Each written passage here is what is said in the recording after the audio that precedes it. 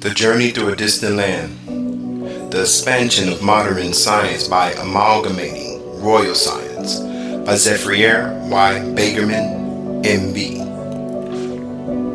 Article 2.3, Continuation, Reading 8. Spiritual Alchemy, Changing Substances. At this point, now that we've finished the deliberation above, we will try to create an aperture in the understanding of working with many pneumatic substances in royal alchemy. We will try to accomplish this by way of scenarios. There is no other sufficient way, because we are not just trying to show you the substances, but also where they are positioned in the scheme of our reality. Let's start with the first caveat. Important note, the following scenarios are the unorthodox methods that we describe above in Author's Notes 3 and 4. It's the only comprehensible way that we can introduce the reader to these invisible, carnal, and spiritual substances that are not often seen in our daily experience within a physical, material, three-dimensional reality. We are hoping that the reader can ascertain at least a small fraction, which will increase his or her understanding regarding the dangerous and strenuous responsibility we have as human beings. Scenario 1. Scenario 1. Scenario 1. Scenario 1. Scenario 1. Scenario 1.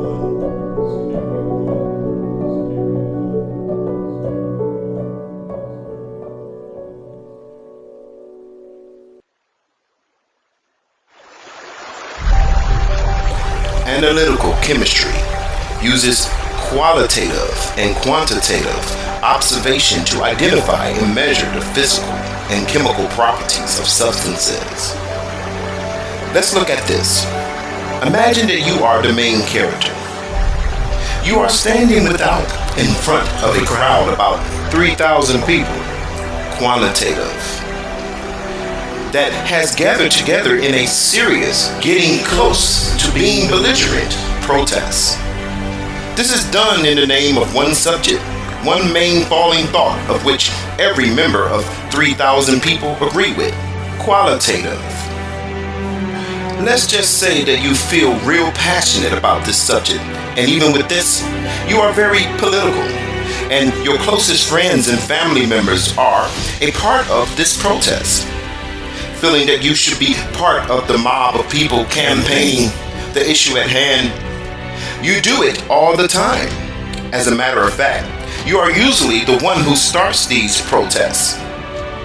You have a reputation of being on fire and giving the best deliberations, etc. You feel good about this recognition, and by the feeling that you are so awesome at riling people up, you are convinced that this is what you are born to do, thinking that this is your calling. This, ladies and gentlemen, if you want to observe this from the royal science point of view, is spiritual analytical chemistry. Now, it all depends how far you are trapped within or imprisoned in the hell consciousness that you are convinced is normal. You may feel that you, in this hypothetical scenario, should just give up and don't jump in this protest, or try to keep it calm and disperse all the people. Well, if you are very far into the deep of the abyss, you won't think this at all, for there may be money involved and important influential people present that have some concern or interest in the protest. Even if you feel what was just stated above, it isn't going to be solved that easy with just a thought alone. You haven't considered the invisible carnal chemical substances of the carnal mind that Satan has happily installed into your psychical mind or soul. Your Lord and God Satan has cleverly awakened your perception from an insidious manipulative power over your earthly reasoning, which is what helped you to form that reputation in the first place. He also coerces your friends and family to join your campaign. Now, even if the light of life has entered your mind and heart, you are too embarrassed to quit. You wouldn't want to suffer humiliation and all the spite that would be coming from all those you know.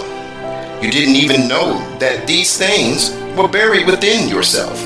You just found out about all these different aspects you were filled with. But Satan knew this all along.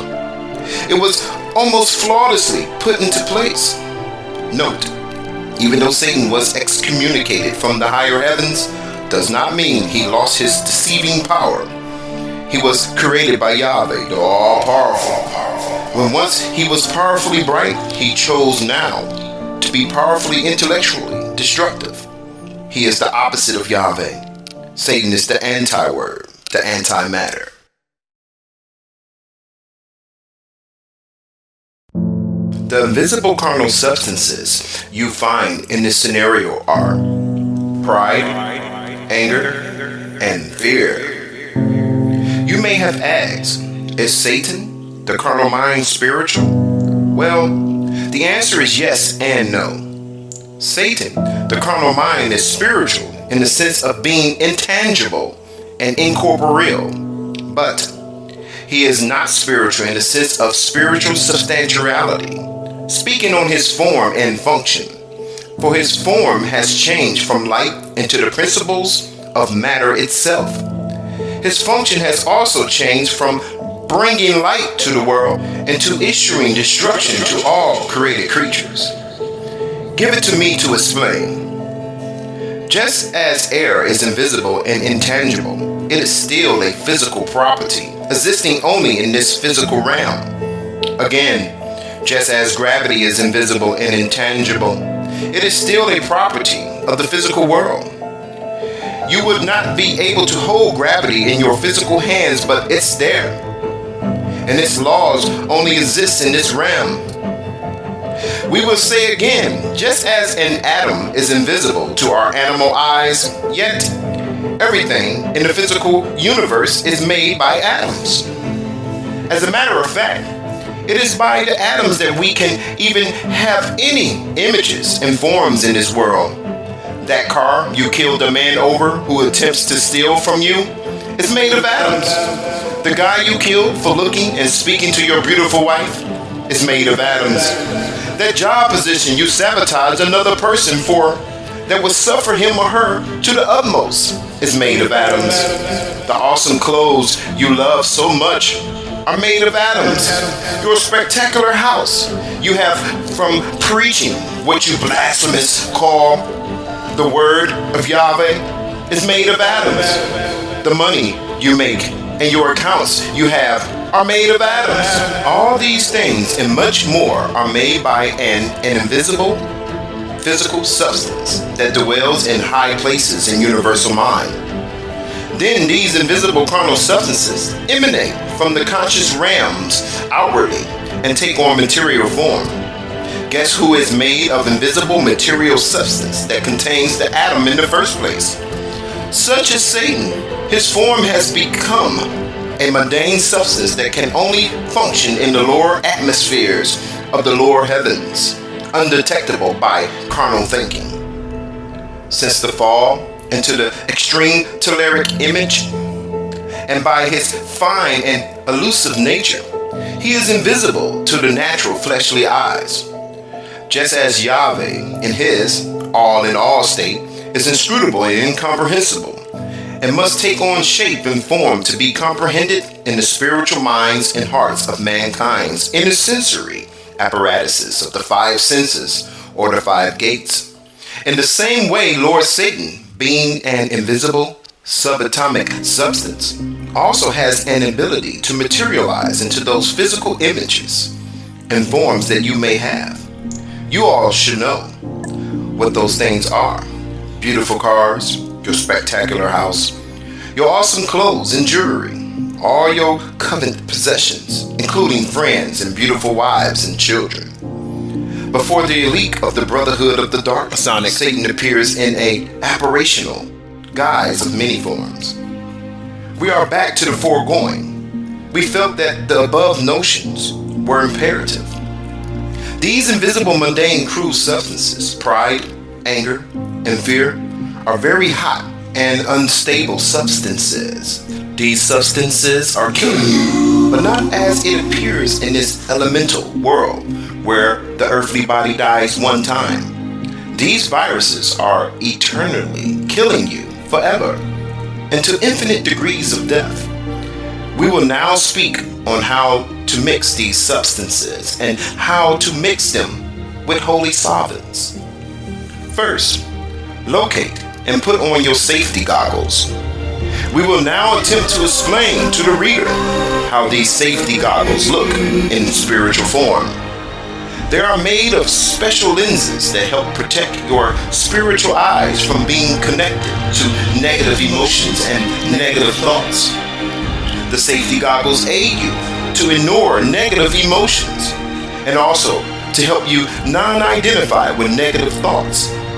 The mind will still sense the negative emotions and hear the negative thoughts, but the non-identification or the safety goggles will help you to react as if nothing is happening. Maybe we should explain what spiritual eyes are. For those who haven't been in the spiritual world would appear as an infant and would not know what spiritual eyes are to even place the safety goggles upon them.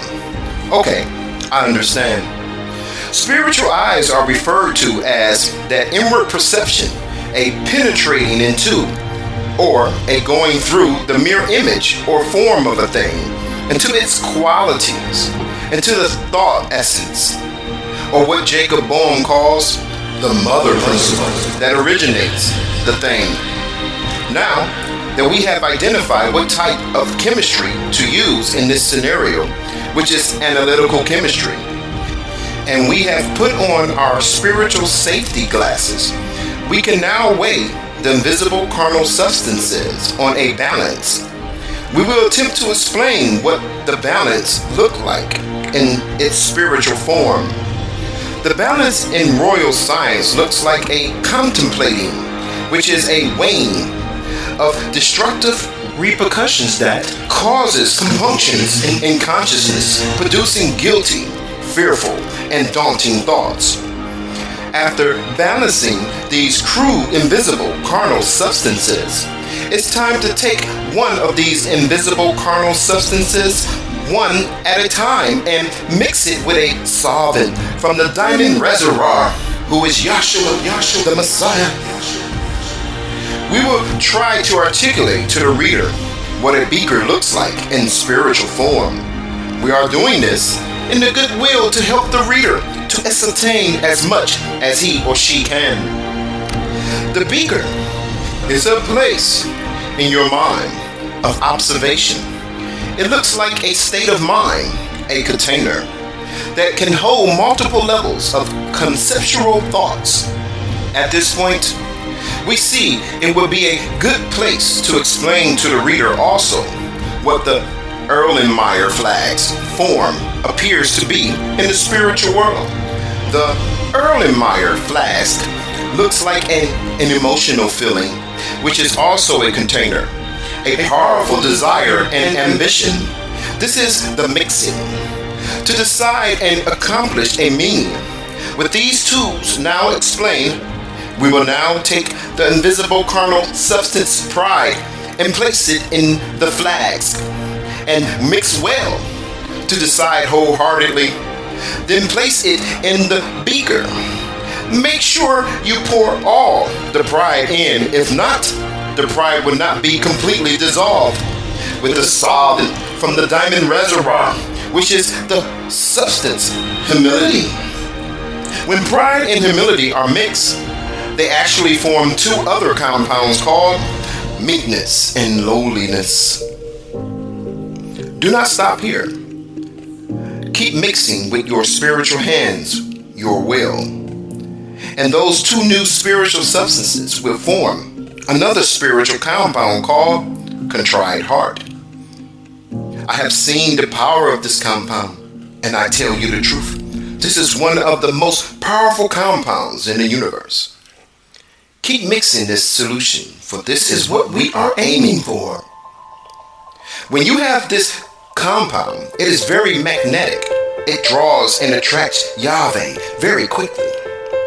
Second, take the invisible carnal substance anger and put it in a new beaker. Make sure all the anger substance goes in and spill none. Then pray and direct your hand upwards to extract the unconditional love substance. Mix the love substance and the anger substance well, and you will have a new compound called sympathy. The ability to feel truly deeply sorry for a person's eternal well-being rather than their physical life. This promotes the ability to pray for mercy for them from a true ground, absent of ill will and personal intent. Third, take the invisible carnal substance fear and put it in a beaker. Then softly grab the sob and unconditional love again.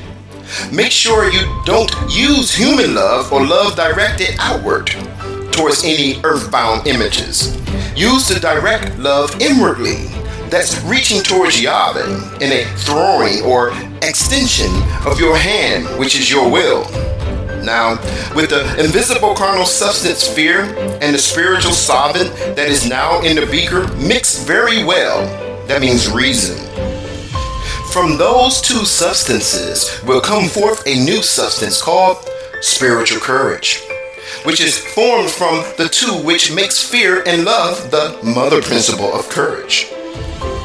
Here, we will show you how to use these substances. We can hear your thoughts. Now that we have these three new spiritual substances of contrite heart, sympathy, and spiritual courage, what do we do with them in conjunction with this scenario? Well, you had pride that was hindering you from the ability to remove yourself from the situation.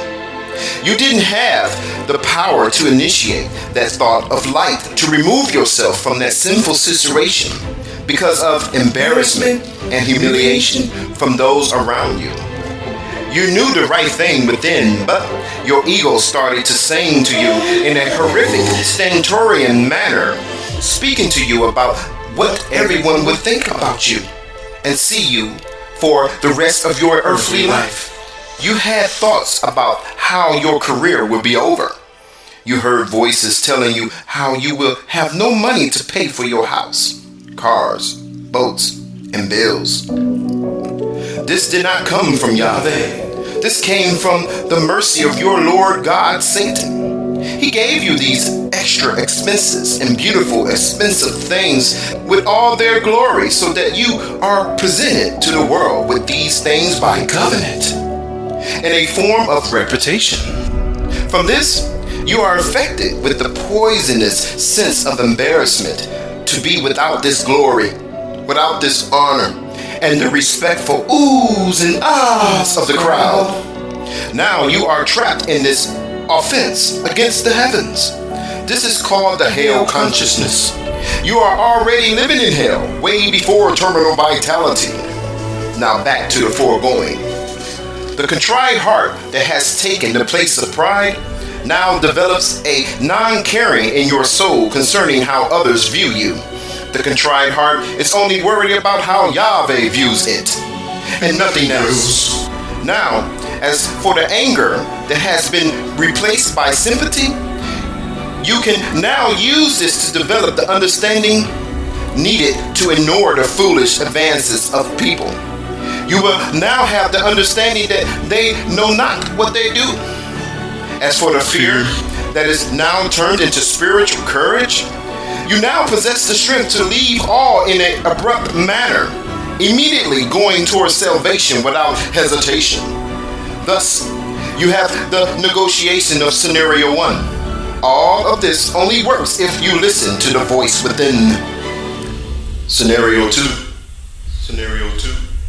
Scenario 2. Physical chemistry. Combines chemistry with physics. Physical chemists study how matter and energy interact by using thermodynamics and quantum mechanics. Let's look at this through your eyes as the main character. You are going out with a woman you have been trying to impress in diverse ways for some time now. In fact, you have finally convinced her that she is safe from harm with you by showing her you possess martial knowledge of combat and that you are also well trained in the way of the modern sword, which is the gun. At this point, you and your female acquaintance have just arrived at a well-known club that most people love to attend. When you finally sit down, there is a group of 12 men acting in the most furious and ferocious nature. One of them, that appears to be the leader, is smacking other men and disrespecting other surrounding men that seem to be there to enjoy themselves with their female mate. Now, at this time, if you are not a foolish moron that does not care about life, you seem to be keen enough in mind to see that these are well-connected men with power. You observe that they are friends with club security and can pretty much do whatever they want. At this time, you see through spiritual insight that the energy or power that the leader is acting from is based on physical protection and financial security, and that without these and without his entourage, you will be more than able to protect yourself from him if he decides to engage you. You have just used spiritual thermodynamics. Not only this, you see the behavior interactions between the energy and power that is emanating from the leader's men and how it swells the leader's ego. You have already observed their strengths and their weaknesses. You realize that they have more strengths than you at this moment. Now you know this fight is not in your favor, for he is at this moment looking at other men to crush. Behold, he is now looking your way. You just use spiritual quantum mechanics. If you observe this from the royal science point of view towards spiritual understanding, this is spiritual physical chemistry. Those reading this scenario might be thinking, he should just leave and go to another venue. You all are assuming that this man in this earthly event is fearful of his life. This is not the case. For that thought is shrouded in outer darkness of mind consciousness, causing that thought to be distant from his mind. He has only one leading thought at this time. This man's leading and most pressing thought at this time is, how can I win gloriously and conquer this event without looking like a coward in front of my female acquaintance? For you, stuck in this scenario, have not looked at the invisible carnal substances of bestial lust, pride, and fear from false insecurities. These substances are the gifts from your Lord Satan, your master. He has infected you with these chains of darkness to hold you as a prisoner of the hell consciousness. You are inevitably and dangerously forced to die for an unholy reason. Oh, what's wrong? For these are the beautiful gifts from your Lord. They come from God Almighty. He has rewarded you greatly. You are a faithful, loyal servant of His. You attend church every sermon and give to whoever is in need. The Lord gave you this money, and it is normal and righteous to go out to a sinful place with a woman you chose because of her outward body that Satan has convinced all women to reveal in order to cause lust in man's minds. It is perceived as holy and okay to have a nice time every now and then. God has blessed you with that beautiful Babylonian woman that even with all this going on in the club, she does not want to leave. And adjacent to this, she is talking belligerently towards these powerful men, infuriating them to the zenith level. Arthur is shaking his head, for this is what the Lord God of this earth, who is Satan, has given to him in times past, before the arrival of the super supreme light of the greatest nature, mercifully vouchsafed from the glowing one of Israel. To move forward, let us show you how we can deal with these invisible carnal substances of bestial lust, pride, and fear. First, make sure your safety goggles are on. Then, take bestial lust coming from your senses, from an outward form of an animal woman of a delicious appearance, and place it in a beaker with the divine solvent, which is prayer. And use your hand, your will, and procure the sacrifice of Yahshua, the Messiah. Bestial lust and the holy solvent of sacrificial will or fervent desire will now form a new compound called abnegation. Then use this compound to forfeit in your mind the possibility of ever having a woman of this outward type of beauty, and use it to forfeit the lustful animal earthly pleasure of outward appearances, and place all of this in a flask. Then take pride and pour it into a separate beaker. Then reach up and appropriate the holy solvent of humility.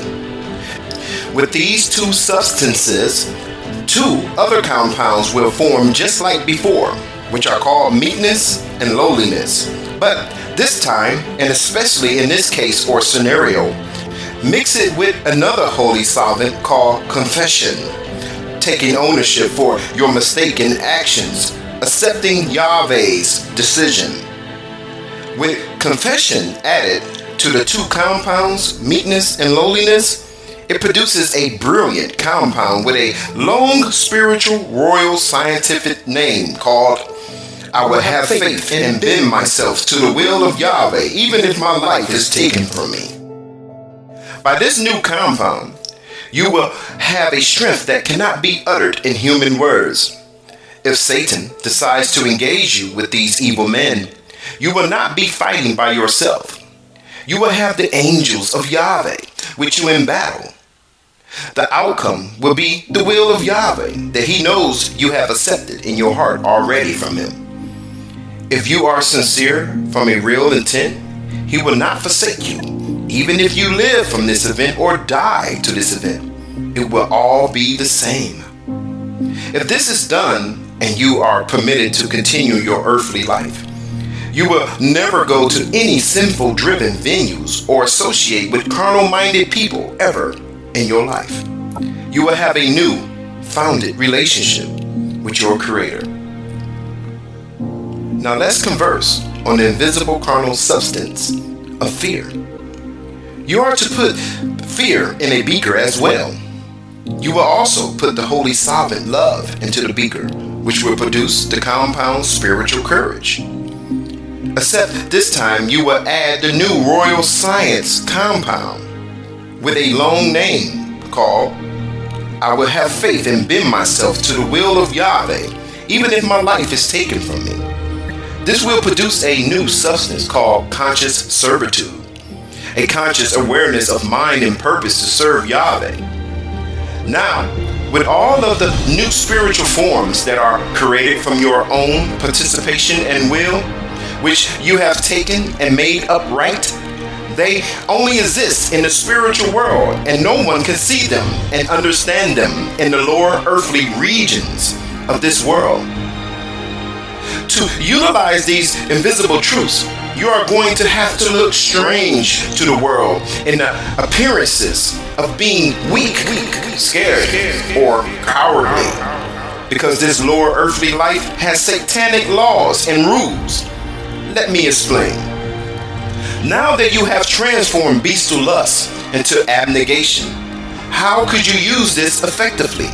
Well, at first sight, it seems that you can confront these gentlemen, if you would like to call them that, in a calm and nice manner in the hope to reason with them. This is not practical, for they will destroy you without hearing. You may say, just grab your female friend and leave, but you have forgotten that words were created by her. It has been sown out of her mouth towards these gentlemen that has to now be reaped and answered for.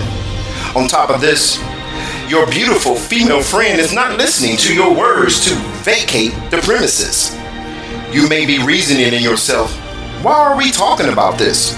What should we do at this time? We must fight then, right? Well, the answer is you do not yet know, but it's very possible. You could very well be asked to do something else. This is going to sound brutal and cowardly to anyone that lives a mundane conscious life. There is no compromising with these types of people to convey what they would consider to be your newly profound understanding. Yeah, right. There are no words that can justify to them why you left the venue without her and went home without dying, or still worse, killing someone over something you did not create or intended. You will forever be in the wrong to the world, for the world would have you to die or kill someone for this type of woman who is herself violating the law of Yahweh. Now, remember, the world has its own rules and regulations. So, this means you may be right in the spiritual sense, but wrong in the earthly way. You will forever be a coward in the eyes of the world. You will forever be someone who was scared. You will forever be the man who left his woman in the club with the wolves. These things will never be the truth in reality as long as the universe exists.